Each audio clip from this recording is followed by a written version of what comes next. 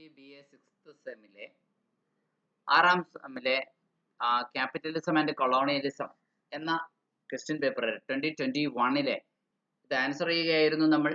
അതിലെ 5th question ഇങ്ങനെയാണ്: Emmanuel വാളർസ്റ്റൈൻ എന്ന 2 മാർക്ക് ക്വസ്റ്റ്യൻ ആണ്. ആരാണ് ഇമ്മാനുവൽ വാളർസ്റ്റൈൻ? നമുക്കറിയാം, അദ്ദേഹമാണ് വേൾഡ് സിസ്റ്റം തിയറിയുടെ പ്രൊപ്പൗണ്ടർ, ഉപജ്ഞാതാവ്. ഇമ്മാനുവൽ വാളർസ്റ്റൈൻ 1930-നും 2019-നും ഇടയ്ക്കുള്ള കാലഘട്ടങ്ങളിൽ, കോവിഡ് കാലഘട്ടത്തിലാണ് അദ്ദേഹം അന്തരിച്ചത്. He was an American sociologist and economic historian. ഒരു അമേരിക്കക്കാരനായിട്ടുള്ള സോഷ്യോളജിസ്റ്റ് അഥവാ സമൂഹ ശാസ്ത്രജ്ഞനും ഒപ്പം തന്നെ സാമ്പത്തിക ചരിത്ര വിദഗ്ധനും ഒക്കെ ആയിരുന്നു. അദ്ദേഹം നന്നായി അറിയപ്പെടുന്നത് best known for his work on world systems theory. അദ്ദേഹത്തിന്റെ വളരെ പ്രശസ്തമായ ഒരു തിയറി ഉണ്ട്, അതായത് ലോക സമ്പ്രദായ ക്രമം എന്ന് പറയുന്ന ഒരു തിയറിയാണ്, വേൾഡ് സിസ്റ്റംസ് തിയറിയാണ്. ഈ തിയറി എന്താണ്? ഇതിലൂടെ അദ്ദേഹം ലോകത്തിന് കോൺട്രിബ്യൂട്ട് ചെയ്ത പുതിയ ആശയം നമുക്ക് നോക്കാം. ശരിക്കും പറഞ്ഞു കഴിഞ്ഞാൽ മാർക്സിസ്റ്റ് ഐഡിയോളജിയുടെ ഒരു ബേസ്മെന്റ് തുടർച്ചയാണെന്ന് ഇത് എന്ന് പറഞ്ഞാലും തെറ്റില്ല. Wallerstein developed this theory to explain the global economic and political system. ഈ ലോകത്തിൽ ആകമാനമുള്ള രാഷ്ട്രീയ സാമ്പത്തിക സംവിധാനത്തെ വിശദീകരിക്കാനാണ് ഈ world system theory Immanuel Wallerstein ഉപയോഗപ്പെടുത്തിയത്. He argued that the world is a single integrated system. ലോകം എന്ന് പറയുന്നത് ഒരു ഒന്നാകെയുള്ള ഒരു ഒറ്റക്കെട്ടായുള്ള ഒരു സംവിധാനമാണ് എന്ന് പറയുകയാണ്. With a global division of labour.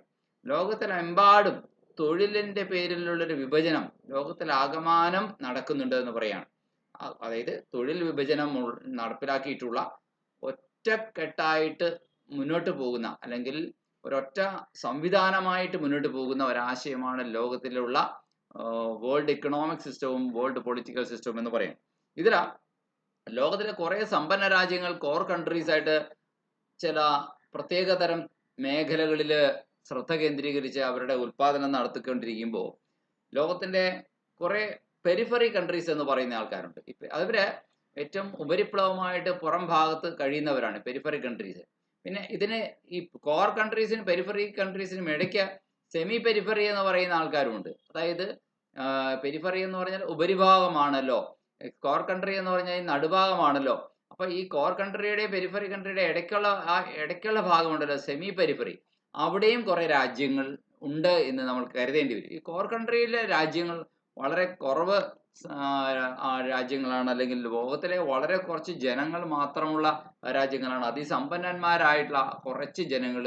പെരിഫറിയിലാണ് കൂടുതൽ പോപ്പുലേഷൻ ഉള്ളത്, ലോക ജനസംഖ്യയുടെ ഏറിയ പങ്കും അവിടെയാണ്. 3ാം ലോക രാജ്യങ്ങൾ അവിടെയാണ്, ദരിദ്രർ അവിടെയാണ്, വിഭവങ്ങളുടെ ഏറിയ പങ്കും അവിടെയാണ്. അവിടെ നിന്ന് കുറഞ്ഞ വിലയ്ക്ക് ആ സാധനങ്ങള് അവര് ഈ കോർ കൺട്രീസിലേക്ക് കൊണ്ടുവരികയാണ് ചെയ്യുന്നത്. കോർ കൺട്രീസിന്റെ പ്രൊഡക്ഷൻ അങ്ങനെയാണ് നടക്കുന്നത്. So capital, labour and raw material ഈ പെരിഫറി കൺട്രീസിൽ നിന്ന് കോർ കൺട്രീസിലേക്ക് എത്തിച്ചേരുന്നു എന്നാണ് ഈ വേൾഡ് സിസ്റ്റം തിയറി പറയുന്നത്. എന്നിട്ട് അതിന് പകരം കൊടുക്കുന്നത് എന്താണ്? ഹൈ പ്രോഫിറ്റ് ഗുഡ്സ് ആണ് അവർ കൊടുക്കുന്നത്. ഹൈ പ്രോഫിറ്റ് ഉള്ള സാധനങ്ങളാണ് അവർ അതിന് പകരമായി നൽകുന്നത്. ഇങ്ങനെ കോർ, പെരിഫറി, സെമി പെരിഫറി എന്നിങ്ങനെയുള്ളൊരു ഡിവിഷൻ ഇവിടെ നടക്കുന്നുണ്ട്. Wallerstein identified 3 types of countries within the world system. Core countries wealthy industrialised countries ആണ്. They dominate the global economy. അവരാണ് ആഗോള സമ്പദ് വ്യവസ്ഥയുടെ മേധാവിത്വം അല്ലെങ്കിൽ ആധിപത്യം പുലർത്തുന്ന രാജ്യങ്ങൾ കോർ കൺട്രീസ് ആണ്. ഉദാഹരണം പറയുകയാണെങ്കിൽ അമേരിക്ക, പാശ്ചാത്യ യൂറോപ്യൻ രാജ്യങ്ങളൊക്കെ കോർ കൺട്രീസിന്റെ ഭാഗമായിട്ട് നമുക്ക് കാണാൻ സാധിക്കുന്നു, അതിസമ്പന്ന രാജ്യങ്ങൾ. എന്നാൽ പെരിഫറി കൺട്രീസ് എന്ന് പറയുന്നത് പുവർ കൺട്രീസ് ആണ്, അല്ലെങ്കിൽ ഏഷ്യൻ ആഫ്രിക്കൻ രാജ്യങ്ങളിലൊക്കെ, ലാറ്റിൻ അമേരിക്ക ഒക്കെ ആ വിഭാഗത്തിൽപ്പെടുന്നു. Many countries in Africa and Asia, Latin America and semi പെരിഫറിയിൽ countries that are intermediate between the core and periphery. അതിസമ്പന്ന രാജ്യങ്ങളുടെയും അതിദരിദ്ര രാജ്യങ്ങളുടെയും ഇടയിൽ വരുന്ന, അതായത് വികസനത്തിലേക്ക്, വികസിതം എന്ന് പറയാൻ ആഗ്രഹിച്ചുകൊണ്ട് മുന്നേറിക്കൊണ്ടിരിക്കുന്ന ചില രാജ്യങ്ങൾ, അവരൊക്കെ ഈ സെമി പെരിഫറിയിൽ വരുന്നു. ഓഫൺ വിത്ത് എമർജിങ് എക്കണോമിക്സ്, അതായത് കയറി വരുന്ന സമ്പദ് വ്യവസ്ഥകൾ, ബ്രസീല്, സൗത്ത് ആഫ്രിക്ക, ഇതൊക്കെ കയറി വരുന്നേ ഉള്ളൂ. ചുരുക്കി പറഞ്ഞു കഴിഞ്ഞാൽ ഈ ഡിപ്പെൻഡൻസി തിയറിയും ഇമ്മാനുവൽ വാളർസ്റ്റൈൻ്റെ തിയറിയുമായിട്ട് ബന്ധമുണ്ടെന്ന് പറയാം. ഡിപ്പെൻഡൻസിയും തിയറിയും മാർക്സിസ്റ്റ് ഐഡിയോളജിയെ ബേസ് ചെയ്തുകൊണ്ടുള്ള തിയറിയാണെന്ന് നമുക്കറിയാം. Wallerstein's work built on dependency theory which argues that underdeveloped countries are hindered by their dependence on developed countries. വികസിത രാജ്യങ്ങളെ ആശ്രയിച്ച് മുന്നോട്ട് പോകുന്നത് കൊണ്ട് അവരുടെ വളർച്ചയും പുരോഗതിയും തീർച്ചയായിട്ടും തടസ്സപ്പെടുന്നു എന്നുള്ളതാണല്ലോ ഡിപ്പെൻഡൻസി തിയറി പറയുന്നത്. ഇനി ഇദ്ദേഹത്തിന്റെ ഈ ആശയങ്ങൾ മാർക്സിസ്റ്റ് ഐഡിയോളജിയെ ഇൻഫ്ലുവൻസ് ചെയ്താണ് ഉണ്ടായിട്ടുള്ളത് എന്ന് നമുക്കറിയാം. Wallerstein's work was influenced by Marxist thought, particularly the ideas of Karl Marx and Fernand Braudel. ഫെർണാൻഡ് ബ്രോഡന്റെയും മാർക്സിന്റെയും ഒക്കെ ആശയങ്ങളാൽ പ്രേരിതമായിട്ടാണ് ഈ ഇമ്മാനുവൽ വാളർസ്റ്റൈൻ്റെ വേൾഡ് സിസ്റ്റം തിയറിയും രൂപപ്പെട്ടിട്ടുള്ളത്. ഡിപ്പെൻഡൻസി തിയറി നോക്കുമ്പോൾ Wallerstein's work was built on the ideas of dependency theories. Dependency തിയറീസിന്റെ വർക്കിനെ ബേസ് ചെയ്തുകൊണ്ടാണ് വാളർസ്റ്റൈൻ്റെ ആശയങ്ങൾ രൂപപ്പെട്ടിട്ടുള്ളത്. ഡിപ്പെൻഡൻസി തിയറിയുടെ പ്രയോക്താക്കൾ അല്ലെങ്കിൽ അതിൻ്റെ ഉപജ്ഞാതാക്കൾ എന്ന് പറയുന്നത് ആൻഡ്രേ ഗുണ്ടർ ഫ്രാങ്ക് തുടങ്ങിയ ആളുകളൊക്കെയാണ്. ഇനി Wallerstein's work was built on the ideas of dependency theory. Now ഇനി ഡെവലപ്മെന്റ് സ്റ്റഡീസിൽ ഇതിന് കോൺട്രിബ്യൂഷൻ ഉണ്ട്. Wallerstein's ideas have shaped the field of development studies. വാളർസ്റ്റൈൻ്റെ ആശയങ്ങൾ ഡെവലപ്മെന്റ് ഇക്കണോമിക്സ് അല്ലെങ്കിൽ ഡെവലപ്മെന്റ് സ്റ്റഡീസ് അതിന് വലിയ സംഭാവനകൾ നൽകിയിട്ടുണ്ട്. പ്രത്യേകിച്ചും ഡിപ്പെൻഡൻസി, അണ്ടർ ഡെവലപ്മെന്റ് തുടങ്ങിയ ആശയങ്ങളുമായി ബന്ധപ്പെട്ട്. ഇനി sociology and history. His work has also influence the sociology and history, particularly in the areas of global history and historical sociology. Then monopoly capital. അടുത്ത ചോദ്യമാണ് ക്വസ്റ്റ്യൻ പേപ്പറിലെ 6ാമത്തെ ചോദ്യമാണ് മോണോപോളി ക്യാപിറ്റൽ എന്താണ് എന്ന്. Monopoly capital എന്നത് ഒരു പുസ്തകത്തിന്റെ പേരാണ്. ആ പുസ്തകം എഴുതിയിരിക്കുന്നത് പോൾ ബാരനും പോൾ സീസിയും ഒക്കെ ചേർന്നതാണ്. Monopoly Capital is a seminal work by Paul Zizi published in 1966. 1966 ഇത് പബ്ലിഷ് ചെയ്യുന്നത്. Monopoly Capital, an essay on the American economic and social order, is a 1996 book. 1966 1966 book 66 publish ചെയ്ത പുസ്തകമാണ് by the Marxian economist Paul Sweezy and Paul A Baran. അദ്ദേഹത്തിന്റെ പുസ്തകം ഇതാണ്. ഇനി Cauchy, an American economist and Marxist theorist, analyzed the development of capitalism in the 20th century. Cauchy ഒരു American സാമ്പത്തിക ശാസ്ത്രജ്ഞനും Marxist തിയറിസ്റ്റുമായിരുന്നു. അദ്ദേഹം ക്യാപിറ്റലിസത്തെ 20ാം നൂറ്റാണ്ടിൽ നിലനിൽക്കുന്ന മുതലാളിത്തത്തെ വികാസത്തെ വിശകലനം ചെയ്ത ഒരു വ്യക്തിയാണ് പോൾ സീസി എന്ന് പറയുന്ന ആൾ. അദ്ദേഹമാണ് ഇങ്ങനെ ഒരു പുസ്തകം എഴുതിയത്. മോണോപോളി സ്റ്റേജ് ഓഫ് ക്യാപിറ്റലിസം എന്നതാണ് അദ്ദേഹം പറയുന്നത്. അതായത് മുതലാളിത്തം വന്ന് അവസാനം ഒരു കുത്തകയായി മാറുന്ന ഒരു ഘട്ടമുണ്ട്. അതാണ് അദ്ദേഹത്തിന്റെ പ്രധാന വാദമുഖം എന്ന് പറയുന്നത്. സീസിയുടെ ആർഗ്യുമെന്റ് ഇങ്ങനെയാണ്: capitalism had entered new stage. ഇന്നിപ്പോൾ ക്യാപിറ്റലിസം മുതലാളിത്തം ഒരു പുതിയ ഘട്ടത്തിലെത്തി നിൽക്കുകയാണ്. അതായത് ഒരൊറ്റ കുത്തക മുതലാളി അല്ലെങ്കിൽ ഏതാനും ചില ഒളിഗോപോളികൾ എന്ന് പറയുന്ന കച്ചവട സ്ഥാപനങ്ങൾ ലോകത്തിലെ മുഴുവൻ മാർക്കറ്റിനെയും കയ്യിലെടുത്തിരിക്കുകയാണ്, അവരുടെ കുത്തകയാക്കി മാറ്റിയിരിക്കുകയാണ് എന്നാണ് പറയുന്നത്. Cauchy argued that capitalism had entered a new stage characterized by the dominance of monopolies and oligopolies. മോണോപോളീസും ഒളിഗോപോളീസും മാർക്കറ്റിനെ കൈയടക്കിയിരിക്കുകയാണ്. അവരുടെ ഡോമിനൻസ് ആണ് ഇപ്പോൾ നടക്കുന്നത്. ഇനി കോമ്പറ്റീഷൻ ഇല്ലാതായി എന്ന് വേണമെങ്കിൽ പറയാം. Decline of competition. Cauchy contended that competition a key feature of early capitalism. നോക്കൂ, ആദ്യകാലം മുതലാളിത്ത കാലഘട്ടം ഉണ്ടായി വന്നപ്പോൾ ഇൻഡസ്ട്രിയലൈസേഷന്റെ ഒക്കെ ആദ്യ നാളുകളിൽ മുതലാളിമാർ തന്നെ വലിയ മത്സരത്തിലായിരുന്നു. അതുപോലും ഇന്ന് ഇല്ലാതായിരിക്കുന്നു.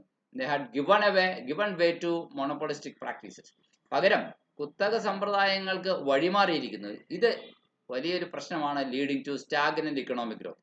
സാമ്പത്തിക വളർച്ച നിശ്ചലാവസ്ഥയിലേക്ക് പോകാനും ഒരു മാന്ദ്യത്തിന്റെ സാഹചര്യം സൃഷ്ടിക്കപ്പെടാനും ഇത് കാരണമാണ്. ഇനി സർപ്ലസ് ക്യാപിറ്റലിനെ കുറിച്ച്, മിച്ച മൂലധനത്തെ കുറിച്ച് കൂടി പറയുന്നു. Cauchy introduced the concept of surplus capital. മിച്ച മൂലധനം എന്ന് പറയുന്ന ആശയം Cauchy ആവിഷ്കരിച്ചതാണ്. which refers to the excess capital generated by monopolies. കുത്തകകൾ ഉൽപ്പാദിപ്പിക്കുന്ന അമിത മൂലധനത്തെയാണ് അത് പരാമർശിക്കുന്നത്. that cannot be profitably invested. അങ്ങനെ ഉണ്ടാക്കുന്ന കുത്തക മുതലാളിമാരുണ്ടാക്കുന്ന അമിത മൂലധനം, അവരുടെ കയ്യിൽ പണം സമ്പത്ത് സ്വരുക്കൂട്ടുമ്പോൾ അത് ലാഭകരമായി ഇൻവെസ്റ്റ് ചെയ്യാനായിട്ട് അവർക്ക് പലപ്പോഴും കഴിയുന്നില്ല എന്നുള്ളതാണ് പറഞ്ഞു വരണേ. ഇത് ഒരു പ്രതിസന്ധിയാണ്. ഒപ്പം തന്നെ വേസ്റ്റ് ആൻഡ് ഇറാഷണാലിറ്റി, ഇത് ഒരു വലിയ സാമ്പത്തിക ബാധ്യതയോ നഷ്ടമോ ആണ് ലോകത്തിന്.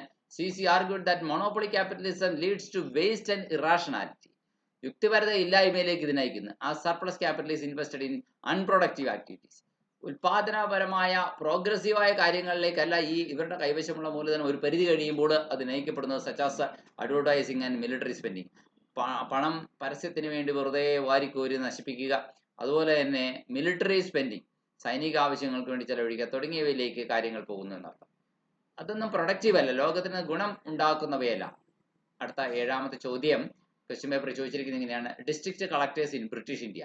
ബ്രിട്ടീഷ് ഇന്ത്യയിലെ ഡിസ്ട്രിക്ട് കളക്ടർമാർ ആരായിരുന്നു എന്നതാണ്. നമുക്കറിയാം, ബ്രിട്ടീഷ് ഭരണം സുസാധ്യമാക്കുന്നതിന്, സുഗമമാക്കുന്നതിന്, റവന്യൂ പിരിച്ചെടുക്കുന്നതിന് ബ്രിട്ടീഷ് ഗവൺമെന്റിനെ നന്നായി സഹായിക്കാൻ കഴിഞ്ഞ സിവിൽ സർവീസ് ഉദ്യോഗസ്ഥന്മാരെ, ബ്രിട്ടീഷ് കളക്ടർമാരെ, ജില്ലാ കളക്ടർമാരെ. During the British rule in India, the district collector, also known as the district magistrate, was a crucial figure at the district level. ജില്ലാതലത്തില്, ഡിസ്ട്രിക്ട് ലെവലില് ഒരു നിർണായകമായ പങ്കുവഹിച്ച ആൾക്കാരാണ് ഈ ഡിസ്ട്രിക്ട് കളക്ടർമാർ എന്ന് പറയുന്നത്. Responsible for revenue collection, tax collection ഉത്തരവാദികൾ ഇവരായിരുന്നു. മെയിൻറ്റെയിനിങ് ലോ ആൻഡ് ഓർഡർ, ഒരു നാട്ടിലെ ക്രമസമാധാനം പാലിക്കപ്പെടുന്നുണ്ടെന്ന് ഉറപ്പുവരുത്തേണ്ടത് ഇവരായിരുന്നു. And overseeing various administrative functions, പലതരത്തിലുള്ള ഭരണപരമായ പ്രവർത്തനങ്ങൾ നടക്കുന്നുണ്ടെന്നും ഓവർസീ ചെയ്യേണ്ടതും ഇവർ തന്നെയായിരുന്നു.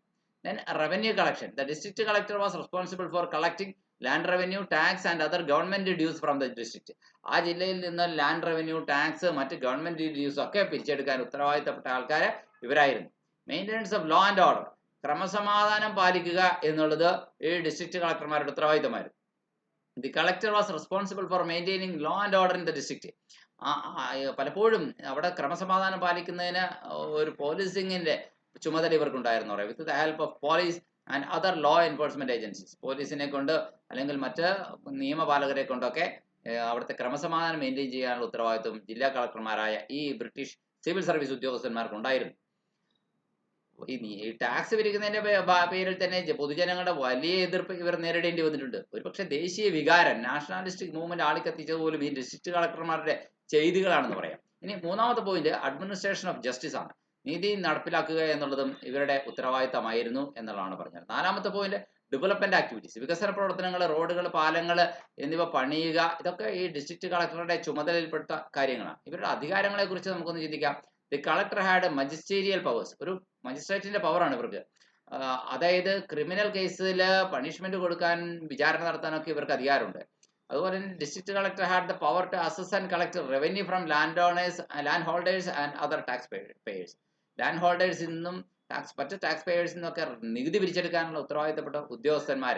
എത്രയാണ് നികുതി അവർക്ക് നിശ്ചയിക്കേണ്ടതെന്ന്, നികുതി ഭാരം കണക്കാക്കേണ്ടത് ഒക്കെ ഇവരുടെ ചുമതലയാണ്. The collector had administrative powers which allowed them to oversee the functioning of various government departments. ഇനി കമ്മീഷണറുടെ താഴെയാണ് ഈ ഡിസ്ട്രിക്ട് കളക്ടറുടെ പദവി എന്ന് പറയുന്നത്. The collector was subordinate to the commissioner who was the head of the division. ഒരു ഡിവിഷന്റെ ഹെഡ് ആയിട്ടുള്ള കമ്മീഷണർ, അദ്ദേഹത്തിന്റെ തൊട്ട് താഴെ വരുന്ന ഓഫീസറാണ് ഈ ഡിസ്ട്രിക്ട് കളക്ടർ എന്ന് പറയുന്നത്. ഇനി എന്തോ ആവട്ടെ, ഇന്ത്യൻ സമൂഹത്തിൽ ഇവരുണ്ടാക്കിയ ഇമ്പാക്ട് നമ്മൾ പറയാം. റവന്യൂ എക്സ്ട്രാക്ഷൻ, നികുതി പിരിച്ചെടുക്കുക എന്നുള്ള കാര്യത്തിൽ collector's primary focus was on revenue collection led to wide spread poverty. നികുതി പിരിച്ചെടുക്കാൻ വേണ്ടി ശ്രമിക്കുന്നതിനിടയിൽ ജനങ്ങളെ വല്ലാതെ ഞെക്കിപ്പിഴിയുന്നുണ്ടായിരുന്നു. വ്യാപകമായി ദാരിദ്ര്യവും ആൻഡ് ഡിസ്കണ്ടന്റ്, എതിർപ്പും അസംതൃപ്തിയും ഒക്കെ ഇന്ത്യൻ കർഷകരിൽ നിന്ന് ഇവർ നേരിടേണ്ടി വന്നിട്ടുണ്ട്.